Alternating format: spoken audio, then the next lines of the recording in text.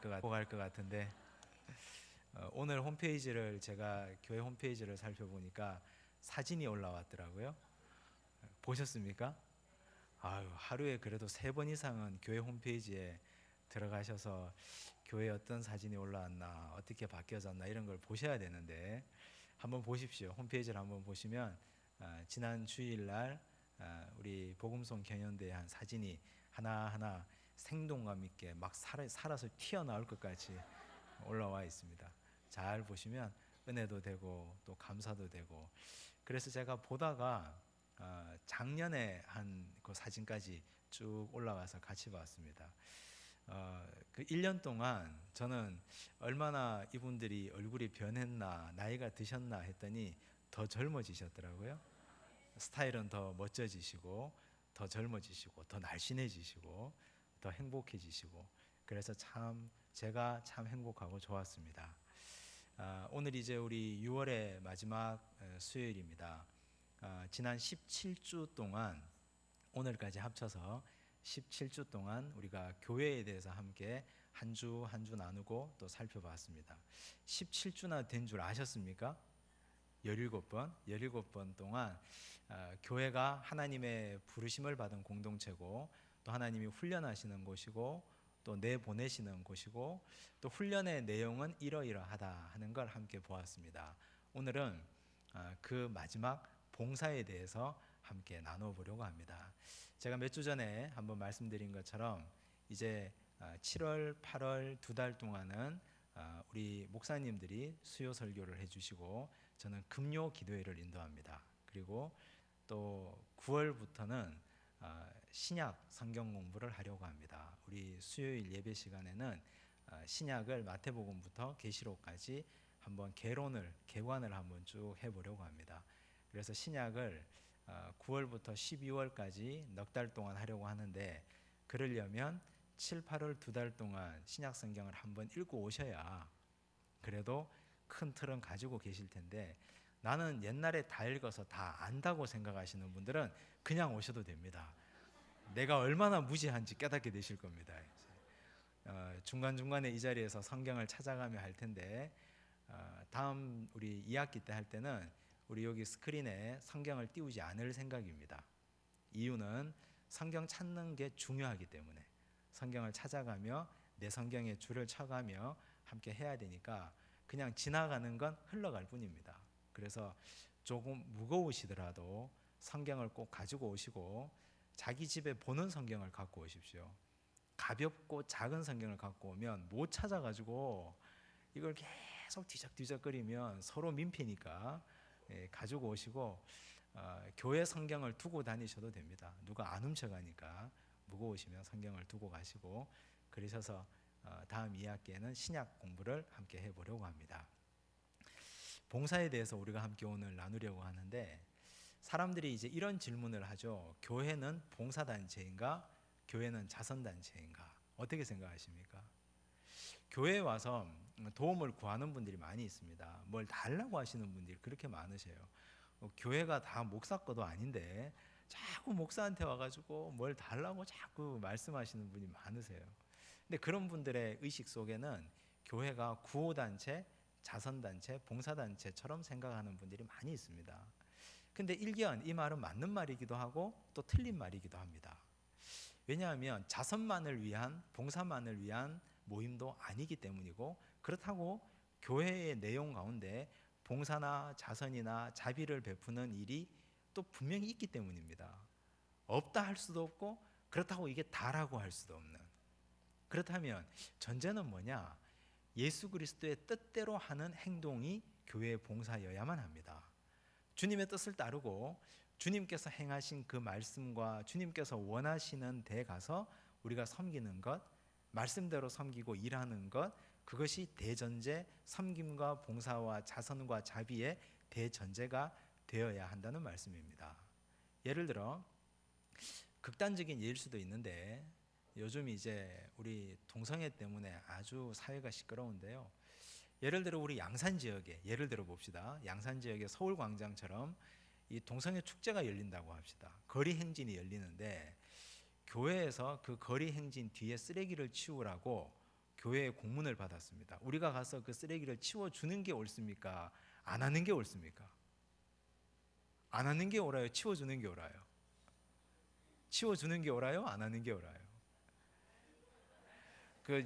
아이고, 지금 우리 안에서도 지금 이제 헷갈리시는데, 그리스도라면 이제 그리스도의 이름으로 우리가 해야 되는데, 우리가 각자의 판단과 각자의 생각이 있으시겠지만, 그러나 제가 분명히 생각할 때는 그건 안 하는 게 옳다고 생각합니다.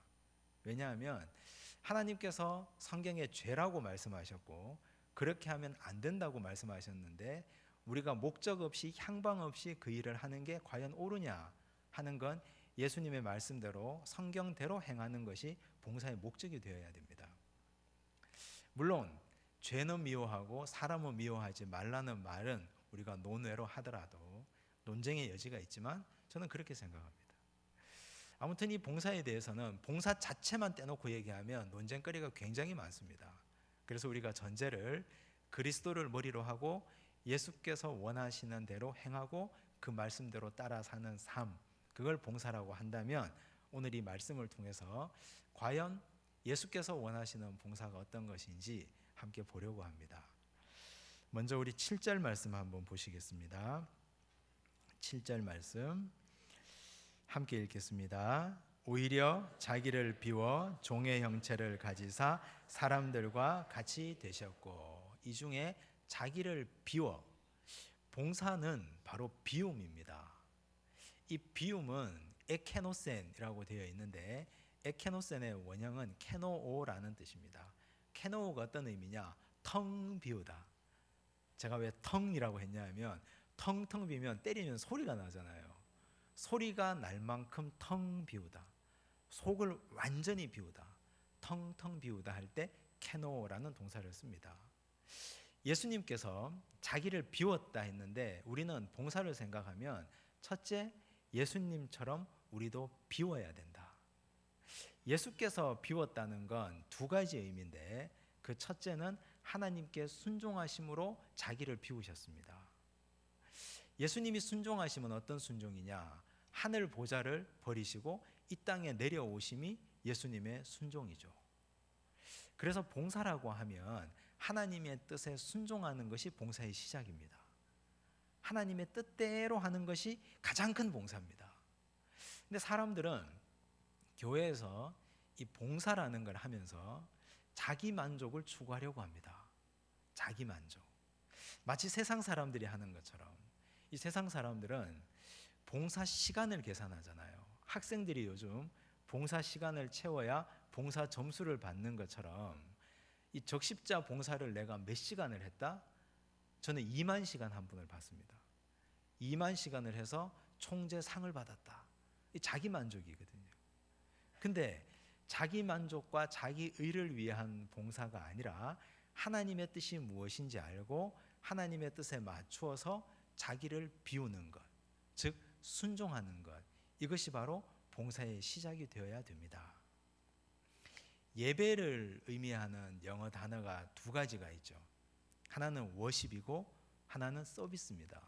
워십은 다 아실 테고 예배가 이 서비스라는 영어 단어로도 쓰는데 우리가 서비스라고 하면 예배를 서비스라고 하면 사람들은 착각을 합니다. 어떤 착각을 하느냐? 내가 교회 와서 서비스를 받는다고 생각합니다. 교회 와서 서비스가 봉사잖아요. 영어로 봉사인데 내가 교회 와서 서비스를 받아야 된다.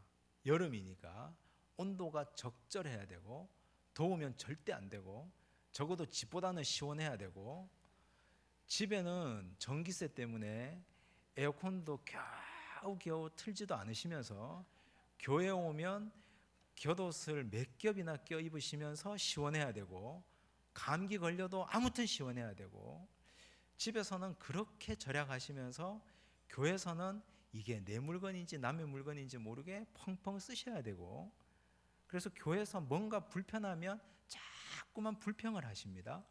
왜냐? 내가 봉사 받으려 하기 때문에. 왜 이렇게 이 교회는 서비스가 안 좋아? 왜 이렇게 이 교회는 성도를 불편하게 하는 거야? 자꾸 그런 불평을 하십니다.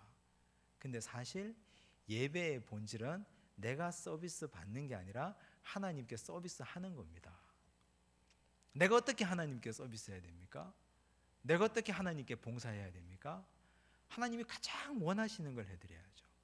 하나님이 가장 원하시는 것이 예배받는 것인데, 내가 마음을 다해서, 뜻을 다해서, 정성을 다해서 예배를 드려야 됩니다.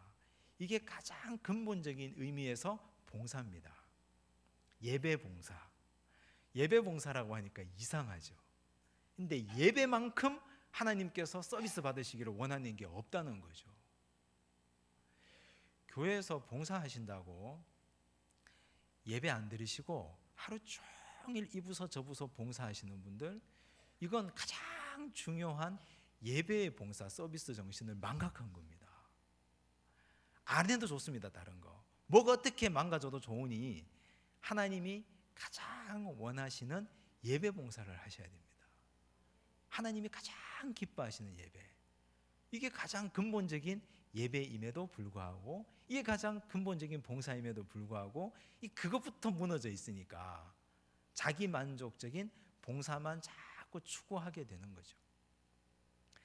예수님께서 자기를 비우셨다 하는 건 하나님의 뜻을 분명히 알았습니다. 너 이 땅에 내려가라, 사람이 되어라, 십자가를 져라. 십자가를 지셨잖아요. 하늘의 그 모든 아버지의 영광을 다 버리시고 하나님과 동등됨을 취할 것으로 여기지 아니하시고 자기를 비워내셨잖아요. 그게 봉사의 시작입니다.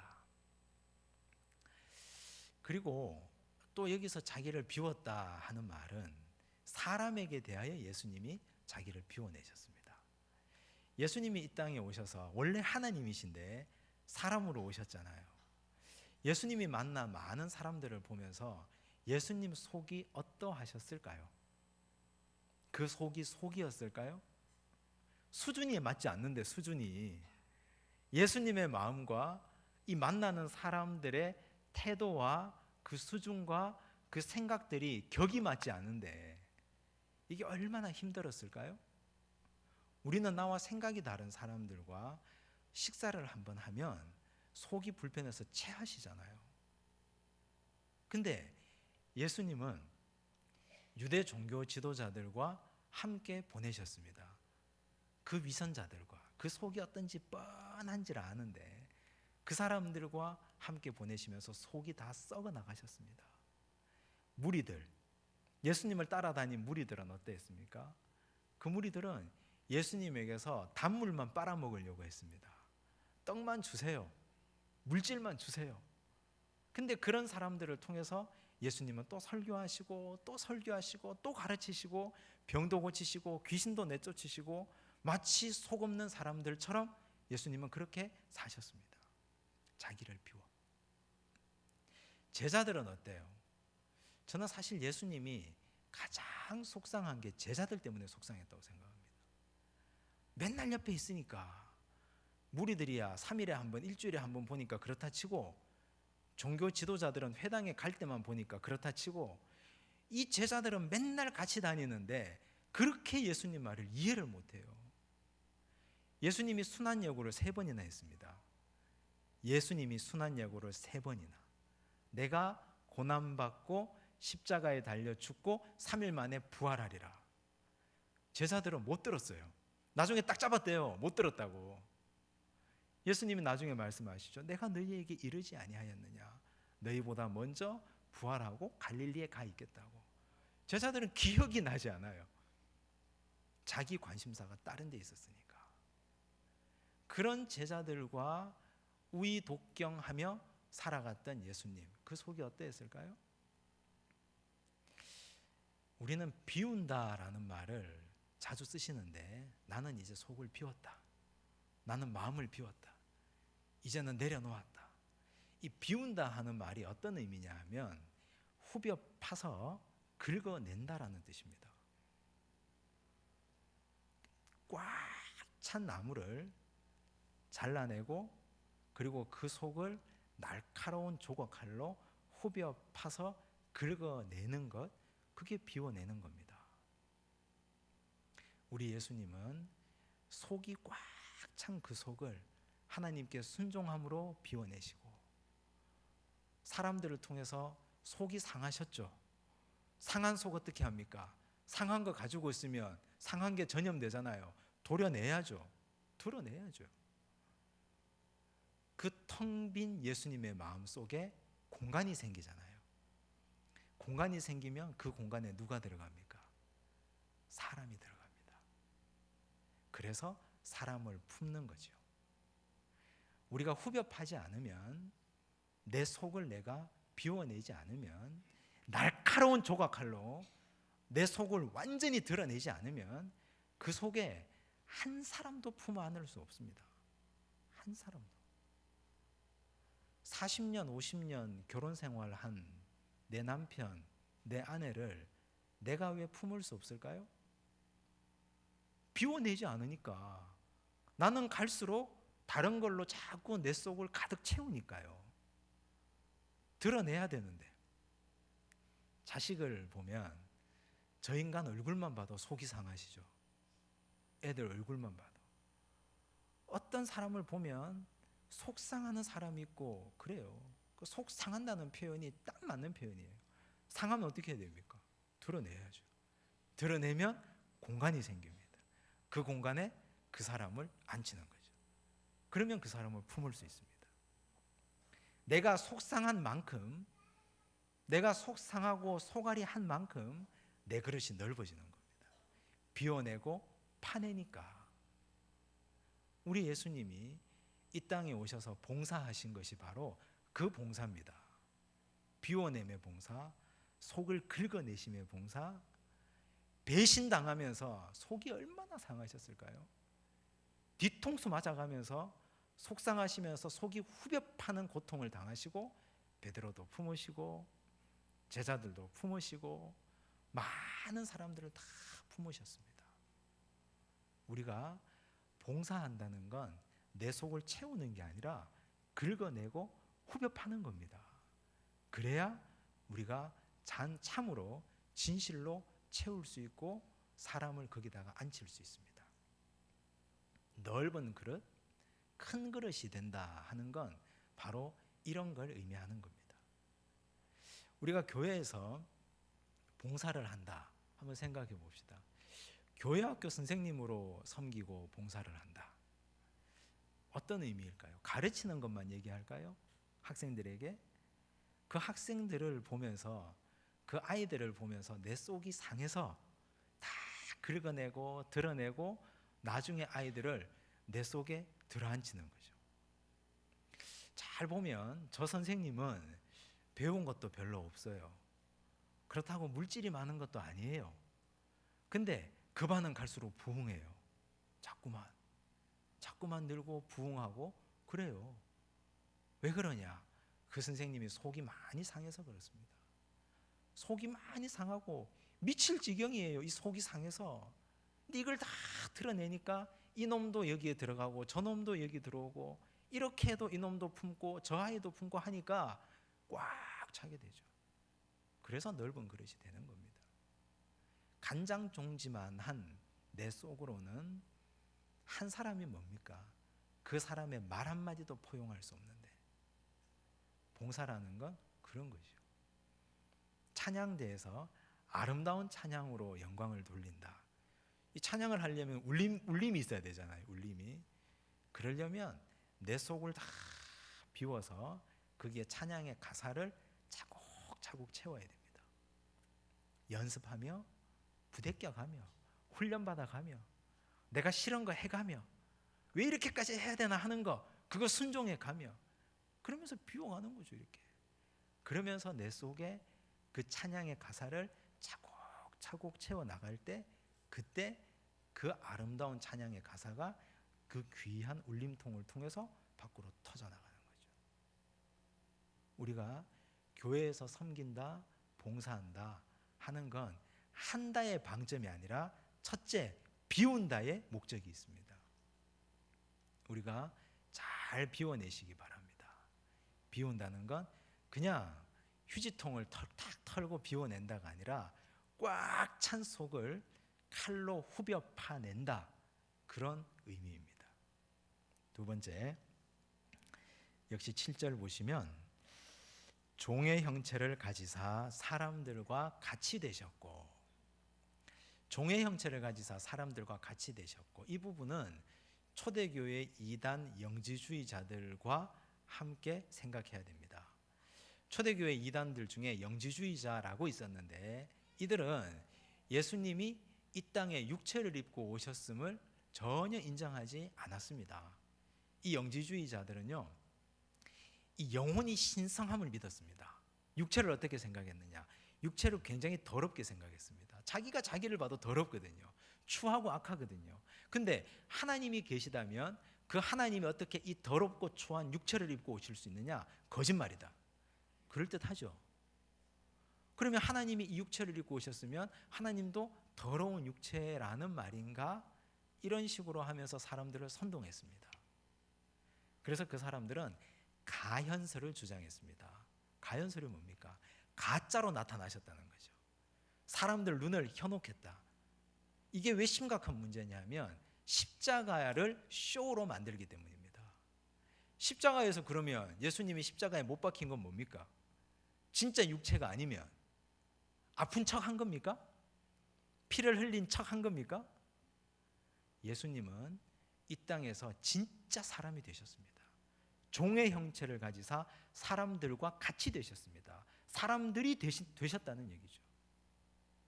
그래서 초대교회 영지주의자들이 참 많았는데 그들을 겨냥해서 바울이 얘기한 거죠. 예수님은 진짜 종의 형체를 입고 사람이 되셨다. 봉사, 섬김이라고 하는 건 바로 그 사람이 되는 겁니다. 바로 그 사람이 되어서 그 사람처럼 되어버리는 겁니다. 그냥. 근데 우리는 그런 척 하려고 하죠. 그런 척 합니다. 그런 척 하니까 문제가 생기죠. 예수님은 이 땅에 사람인 척 하고 오지 않으셨습니다. 십자가에 달려 아픈 척 하지 않으셨고, 죽은 척 하지 않으셨고, 진짜 아프셨고, 진짜 죽으셨고, 진짜 피 흘리셨고, 진짜 사람이 되셨습니다. 제가 이걸 보면 늘 떠오르고 생각나는 가슴 아픈 제 기억이 있는데, 제가 대학 때 동아리를 하나 한 게 있는데, 몇 가지 동아리를 했는데 그 중에 한 동아리가 고아원을 방문해서 그 놀아주는 동아리입니다. 그 동아리 이름이 신망회예요. 신망회, 믿음, 소망, 사랑. 그 고아원 이름이 신망의 원이었기 때문에 우리 학교에서, 대학에서 그 신망의 원에 방문해서 토요일 날 오후를 열심히 놀아주고, 평일에 가서 한글도 가르쳐주고, 영어도 가르쳐주고, 수학도 가르쳐주고, 학습도 해주고, 그런 모임이었습니다. 근데 제가 그때 그 모임에 들어간 이유는 한 가지였습니다. 한 가지가 신대원에 진학하려고 하니까 신대원에서 봉사 점수를 요구를 하는 거예요.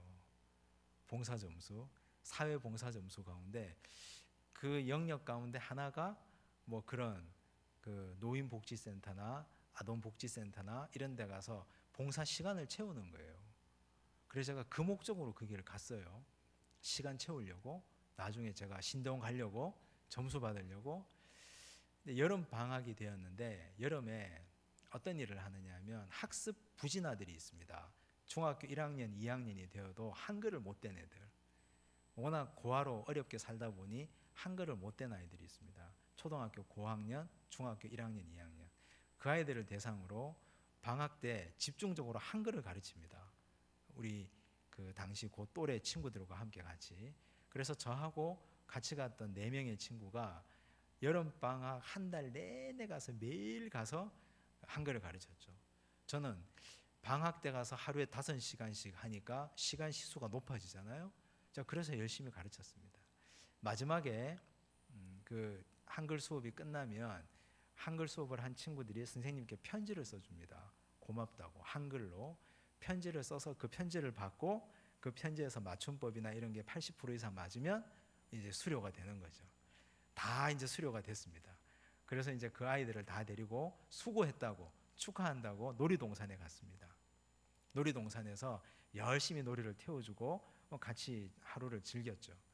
그리고 나서 그때 늦 여름에 비가 막 조금씩 부슬부슬 내리는 날이어서 추워서 제가 오뎅 있죠, 오뎅. 어묵탕을 사고, 그리고 떡볶이도 사고, 저희 친구들끼리 과자도 사고 많이 차려놓고 아이들 불렀습니다. 8명 정도 데리고 갔는데 그 아이들에게 이걸 먹으라 하니까 아이들이 떡볶이도 다 먹고 과자도 다 먹고 차려놓은 거 다 먹는데 오뎅은 손도 대질 않습니다. 아예 먹질 않아요. 아예 단 한 명도 아예 먹질 않아요. 그래서 왜 안 먹냐 그러니까 먹기 싫대요. 왜 먹기 싫으냐? 그냥요. 왜 안 먹어? 그냥요. 그래서 제가 그때 또 사명감이 불타서 혼냈죠. 다 먹으라고. 아주 세게. 근데 애들이 울어요. 그 중에 3명이, 8명 중에 3명이. 근데 울면서 선생님이 혼내니까 억지로 그걸 먹었어요. 다 먹이고, 그리고 이제 원에 돌아왔습니다. 총무 선생님께 일지를 써주면서 오늘 이런 일이 있었습니다 하니까 그 총무 선생님이 웃어요. 저한테 하는 말이, 선생님 여기서 애들하고 식사 한 번도 안 해보셨죠? 그래요. 생각해 보니까 그래요. 제가 그때 그 아이들하고 1년 반을 거기서 지낸 시점인데, 예, 왜요? 그러니까 그 아이들에게 오뎅 공장 사장님이 스폰서를 하신답니다. 아침에 오뎅국 먹고 학교 가고, 그 당시에 급식을 못 하니까 오뎅 조림 해가지고 도시락 싸가고, 저녁에 원에 오면 또 오뎅탕 해가지고 저녁 또 먹고, 그걸 얘들이 3년째 하고 있대요. 3년째. 3년을 하고 있으니까 나가서 오뎅을 먹고 싶겠냐고요. 근데 저는 우리 친구들하고 저녁에 와서 그 아이들과 수업하면, 공부하고 있으면 지하 식당에서 밥을 하는 냄새가 올라오는데 별로 좋질 않아요. 밥을 찌는 냄새, 그리고 된장국을 끓이는 냄새가 별로 좋질 않아요. 그래서 제가 이 핑계 저 핑계 대고 아이들이 맨날 붙잡았습니다. 선생님 밥 먹고 가요. 밥 먹고 가요. 아, 선생님은 지금 바빠서 다른 일이 있어서 너희들과 여기 시간을 겨우 내서 왔는데 가야 된다. 그래가지고 친구들하고 약속해서 밖에서 만나서 피자 사 먹고 집에 가고, 치킨 먹고 집에 가고, 떡볶이 먹고 집에 가고, 밥 사 먹고 집에 가고, 그걸 1년 반을 했어요. 그러니 아이들이 오뎅 공장 사장님이 스폰서를 하시는지, 매일 아이들 식탁이 오뎅만 먹고 사는지 제가 어떻게 알았겠습니까? 제가 그 말을 듣고 얼마나 미안하고 눈물이 나고 가슴이 아픈지. 그래서 그때부터 제가 한 6개월을 그 길 못 갔습니다. 미안해서. 그리고 나서 그 기억이 저에게 지금도 상처로 남아있고 미안함으로 남아있고, 이 봉사라고만 하면, 종의 형체를 가져 사람들과 같이 되셨다 하면, 아, 그게 저한테는 굉장한 가시로 걸려 있습니다. 여러분들은 어떻습니까?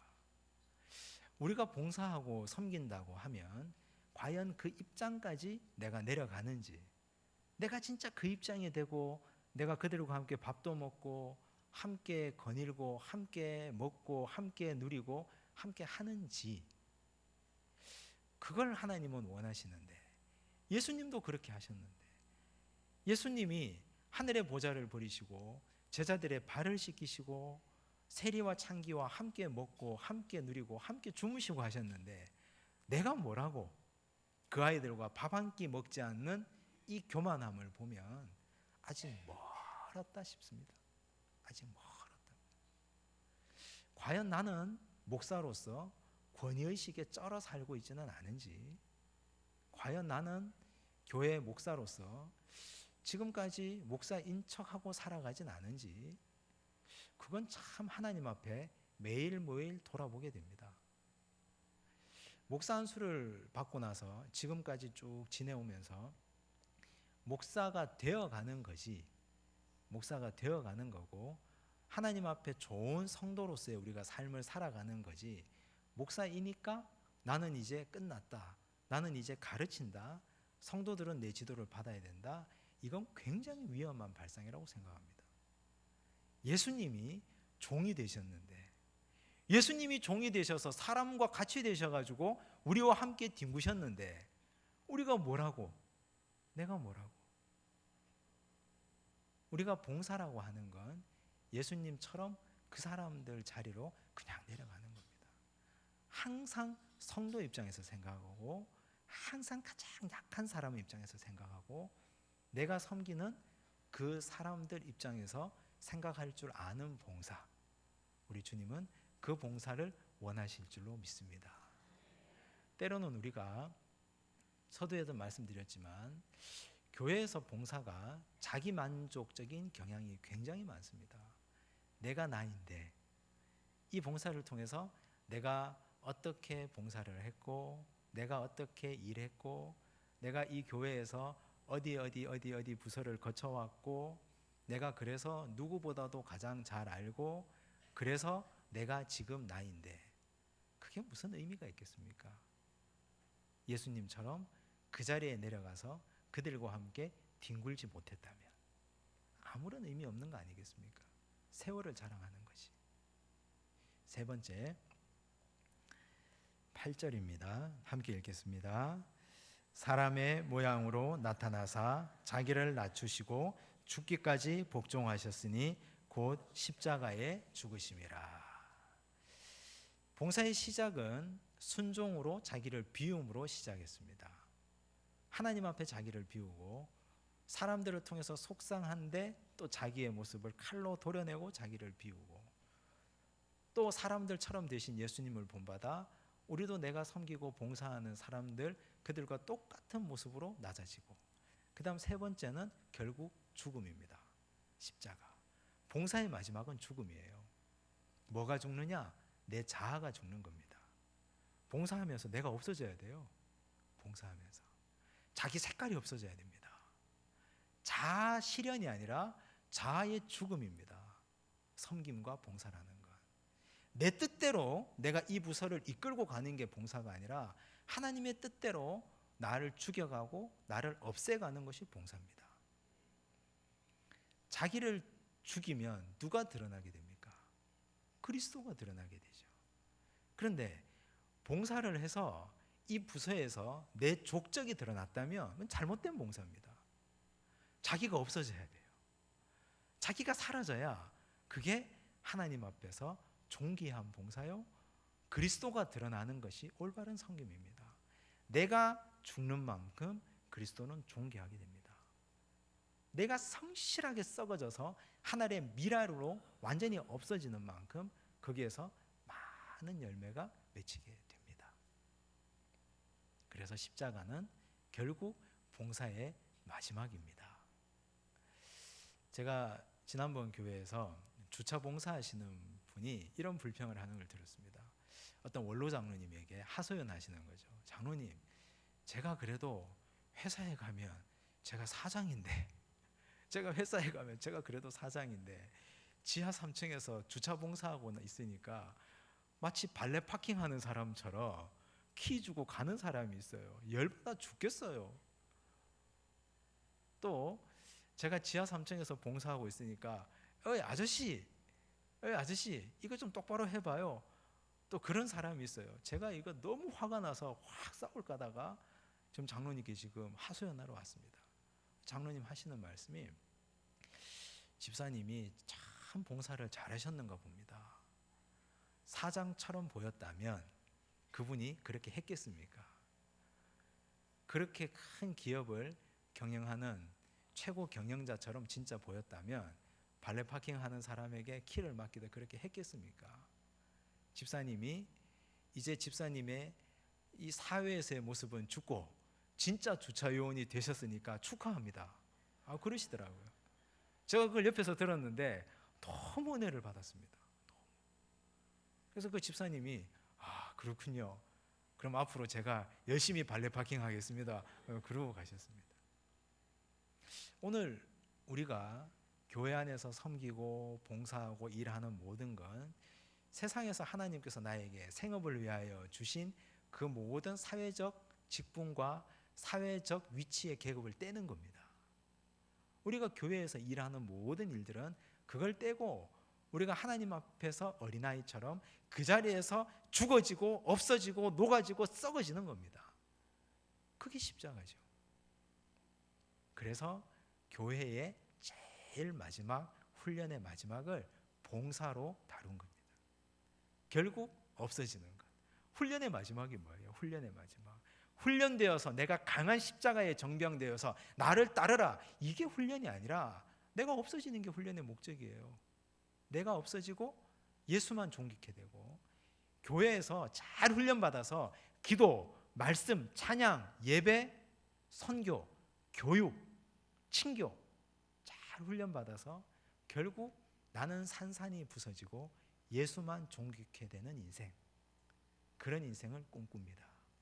하나님은 그렇게 된 우리에게 너 참 귀하다, 너 참 귀하다, 예수처럼 그렇게 섬기니 얼마나 귀한지 모르겠다, 우리에게 하나님의 영광으로 저 천국의 은총으로 우리에게 덧입혀 주실 줄로 믿습니다. 우리 중앙의 모든 식구들이 우리가 죽고 그리스도만 드러내는 그런 봉사의 헌신자들 되시기를 간절히 바랍니다. 우리 함께 합심해서 기도하겠습니다.